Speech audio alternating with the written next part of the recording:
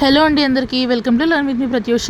నేను నా ముందు వీడియోలో మీకు ఇన్ఫామ్ చేసిన విధంగానే స్పోకెన్ ఇంగ్లీష్ సిరీస్ అయితే స్టార్ట్ చేశాను. సో మన ఫస్ట్ వీడియో వచ్చేసి స్పోకెన్ ఇంగ్లీష్ డైలీ కమ్యూనికేషన్ ద్వారా ఏ విధంగా నేర్చుకోవాలి.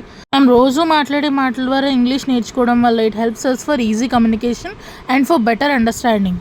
దీనివల్ల మనకి లాంగ్వేజ్ మాట్లాడడం కూడా చాలా క్విక్గా వస్తుంది. సో ఇప్పుడు మన డైలీ కమ్యూనికేషన్స్లో వాడే కొన్ని సెంటెన్సెస్ మీకు చెప్తాను, మీరు కూడా వాటిని యూస్ చేయండి. ఇలా రా, ఏం చేస్తున్నావు? Come here, what are you doing? ఇవాళ కాలేజ్లో ఏం జరిగిందో చెప్పు. Tell me what happened at college today. Happened అంటే అయిపోయిన విషయం, జరిగిపోయిన ఒక విషయం. టుడే అంటే ఇవాళ. ఏమైంది అలా ఉన్నావు?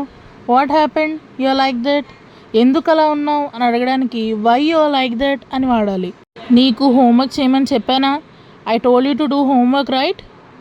నీకు ఆ పని చేయమని చెప్పానా? I told you to do that work right. Told అంటే చెప్పడం. తొందరగా నిద్రలేచి తయారవ్వు. Wake up early and get ready.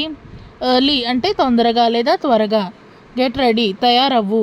నీ బట్టలు అల్మారాలో సర్దుకో. Put your clothes in the closet or అల్మరా. లేదా arrange your clothes in the closet అని కూడా చెప్పచ్చు. క్లోజెట్ అంటే అల్మారా అనే అర్థం వస్తుంది. And also please do not forget to like, share and subscribe learn with me Pratyusha.